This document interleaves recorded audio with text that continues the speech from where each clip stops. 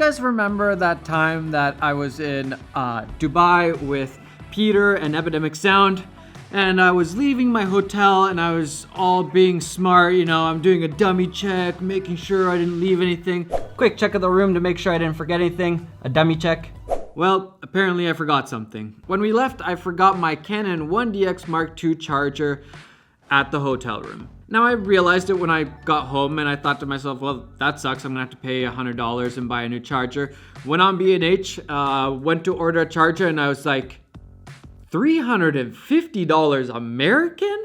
That's like $500 Canadian. I literally left 5 of these $100 bills beside the TV, just left $500 there. $500! You can imagine I was a little bit disappointed, but this story has a happy ending. I reached out to Canon Canada and they were able to send me one for free.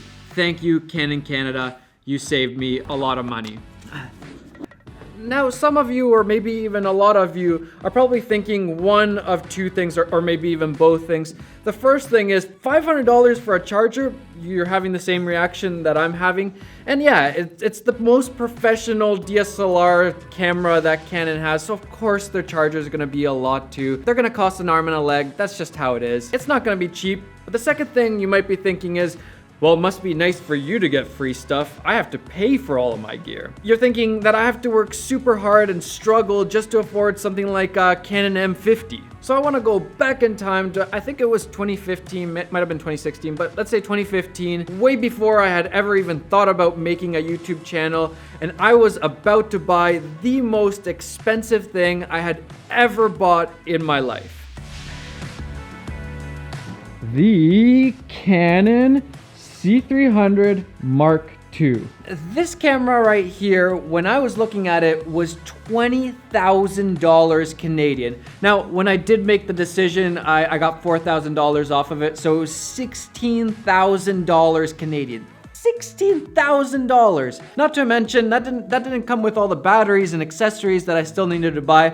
That was basically just the camera by itself. At the time, this camera was worth more than twice what my car was worth. And I bought this thing with cash. No loans, no payments, cold, hard cash. Not to mention, I bought this lens with my own money. I bought this lens with my own money. I bought this camera with my own money. This camera I bought with my own money. This lens with my own money. This lens with my own money. This lens with my own money. And all the drones and all of the other camera gear, the computers, all of that stuff I've bought with my own money, my own cash, no loans, none of that. Now, some of you, again, might be thinking, well, your parents are probably rich and they gave you a ton of money and that's how you bought all of that gear. Or you got the money from winning the lottery and blah, blah, blah. None of that is true. So how did I actually buy a $16,000 camera? How was I able to afford this thing cash? First off, it's hard freaking work over a long period of time. I didn't start making films and right away buy a C300 Mark II. That would just be stupid. I wouldn't even know how to use it when I started out. I started filmmaking in like 2008, 2009, and I think I bought my first camera in 2009. Before that, I just borrowed somebody's like daddy handy cam thing. My first camera was the Canon 60D and I just had the kit lens, nothing else. No stabilizer, no gimbals didn't even exist back then. I didn't have anything else, just that. Slowly I saved up a bit more and I think I bought a new lens, which was the Sigma 35mm f1.4, not Art Series or anything like that. Great lens though. Then I started to make some money from filmmaking. I shot a few weddings and a few other little videos for different people and I started to make money from my camera gear. I bought a better camera eventually, I think a year or two later. I think it was the 5D Mark II, and then I bought the 5D Mark III, and I bought other lenses, and I kept adding to this stash of gear that I had. But it literally took 7 or 8 years before I kind of got to this point that I was thinking about buying a cinema camera that cost literally an arm and a leg. Buying gear, investing in gear happens over a long period of time for most people. For the average person who doesn't have infinite amounts of money to buy all the gear they want, you start off with something really basic, you learn how to use it, you learn about filmmaking,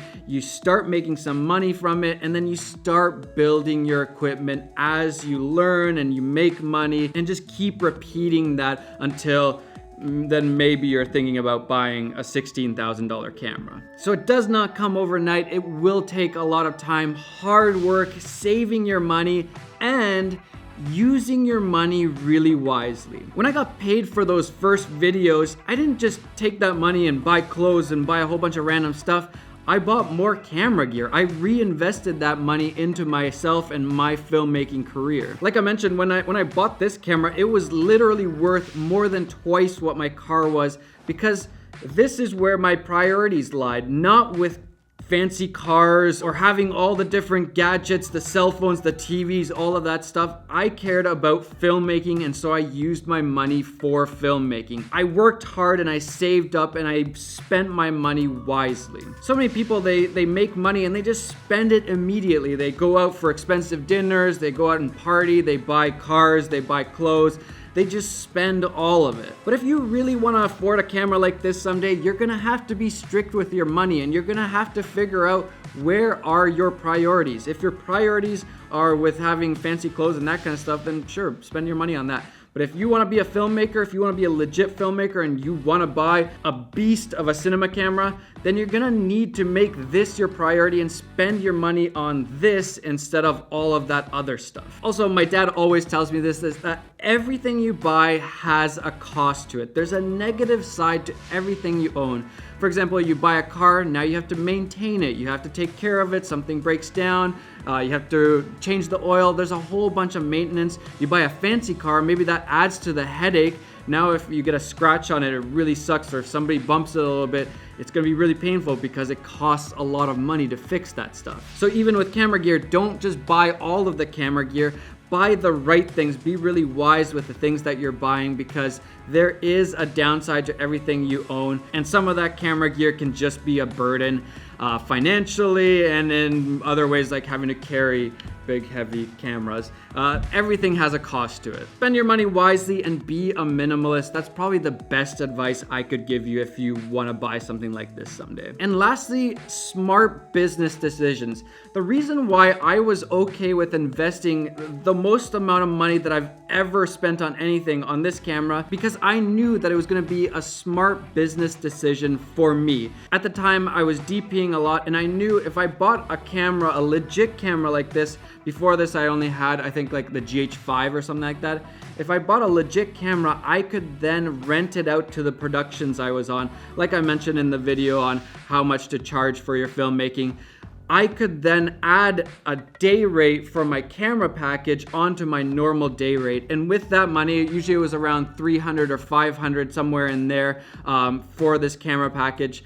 I could then pay off this camera, and then maybe even eventually I would have a free camera and I would just be making money from this camera, renting it out to the productions that I was shooting on. I did a lot of research. It was a bit risky, but I knew that the C300 was a really good rental camera, and that's one of the big reasons that I did invest in this camera, because I knew it was a smart business decision. So even if it was the low end, the $300 a day, it would take about 50 shoot days for me to pay off this camera, which wasn't that crazy. Or it would take, 30 shoot days, I'd have a lot of it paid off, and then I could just sell it off and be at kind of plus minus zero, or make a little bit of money from it. And that's really how I was able to afford a $16,000 camera. And I can't tell you the amount of nights I spent researching, making sure I wasn't making a massive mistake and that this was the right investment for me at the time. And if right now you only have, let's say, the Canon M50, or you have something like the Sony a6400, or you don't have a camera at all,